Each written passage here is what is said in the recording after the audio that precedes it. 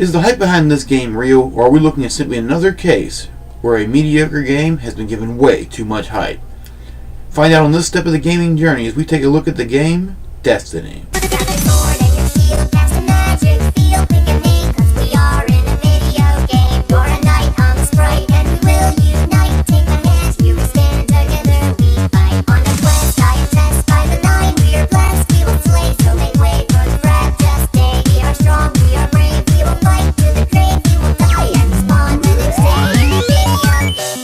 To be blunt, Destiny's biggest problem is its hype.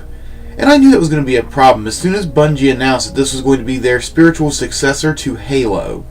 Anytime you begin your series by comparing it to something with that much popularity, there's going to be a hype backlash. Now, for those of you who do not recognize the term hype backlash, this is when something is so popular that just by dint of its popularity, people hate it. Take a look at the Frozen backlash for a more recent example of a hype backlash. This led the fans of the game to ignore any criticism of Destiny, assuming it to be more of quote-unquote the hype backlash. However, this is a game that does have huge problems as well as great successes, but you have to be willing to look at it in order to see them. Now, we're not going to have any spoilers here if you haven't played Destiny. So if you want to still play it, you can continue watching this video and no part of the story will be spoiled outside of the opening cutscene. However, speaking of story, let's get into the first big issue this game has.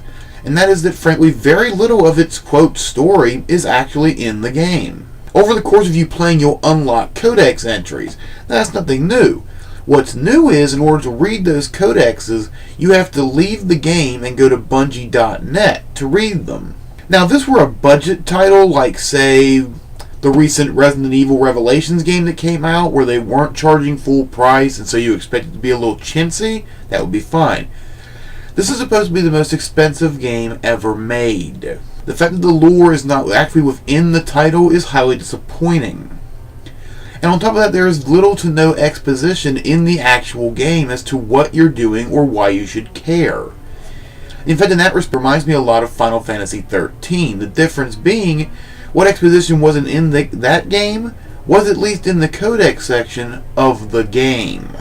So basically, as you play the game, if you're not holding a smartphone or a tablet right next to you to log on to Bungie.net, you'll have no clue who you're fighting or what the big deal is, other than, again, the opening cutscene.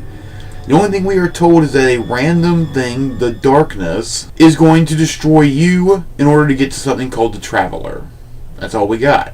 So you play 90% of this game without having any idea what the fuck is going on. In fact, just off the top of my head, the questions that have not been answered: who are the Hive? Who are the Fallen? What is the Traveler? Where did the Traveler come from? What is the darkness? Why is the darkness coming for it? None of these are answered unless you go to Bungie.net, and fuck that noise. I'm not here to play your website, I'm here to play your game. And however, the issues don't end there. The tutorial for this game is frankly shitty. You won't know how to do anything until you absolutely need to, and by then it's in some cases a little too late.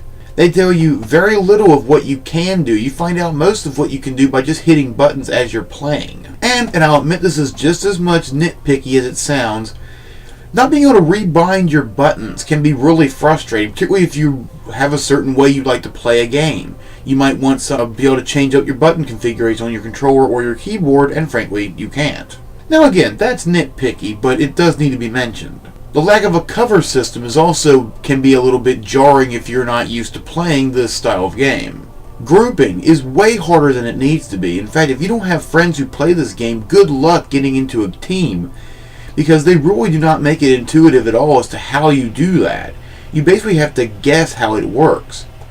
Which means that most of the time you'll be playing this game alone unless your friends are playing Destiny as well. And playing alone, frankly, sucks. Playing alone reminds me of playing Borderlands 2 alone, but with no story.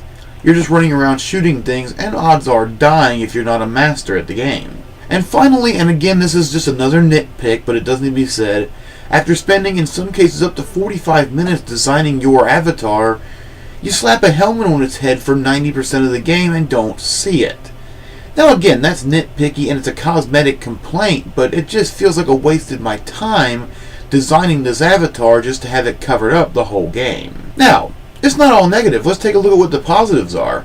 Frankly, the world looks amazing, and I do like what lore they give it. It does make me hunger for more. which is what makes me irritated that it's not more in the game. I do want to see where this universe goes in the future. And as a first-person game, the controls do work well once you learn them. Your character feels responsive, and it doesn't feel at all sluggish like other games I've played in the same genre. The bottom line is, Destiny is a fun game. Now, is it Game of the Year material? In my opinion, no. But is it a piece of shit? Absolutely not. I believe you can have hours of fun with this game, even in single-player mode, where it can be frustrating right at the beginning. I do feel like it can be fun if you're willing to milk it out of it. However, if you really want to get your money's worth, you need to make sure you have friends who want to play. Because when you're in a group, this game is amazing. It truly is gameplay-wise. It really does have that tactical shooter feel that I feel like the Call of Duty franchise has been trying for the last couple of games. It really does bring you into the experience, and it makes you feel like you're actually on a squad as opposed to playing as 4 Rambos. However, single player, if you don't have anybody who can play Destiny with you, I would say this is a game that is well worth skipping. Now, the fact that this game just won the BAFTA Game of the Year award, however, to me sets a very dangerous precedent. That we can have companies that will piecemeal our games to us one piece at a time, giving us little to no story in the initial iteration, if only to hook us in for further DLC and expansions. Now, personally, I would rather have a short game overall, but a more complete story right out of the box. In fact, even when you get into less than 1 hour into the game, you're already presented with an area you can't access until you buy a DLC. That's a pretty dangerous precedent for a $60 game. This is full price AAA here. It's not like it's a budget title where you would expect DLC whoring. Here, it just smacks of unnecessary. Thank you for joining me on this step, and I'll see you all next time on The Gaming Journey.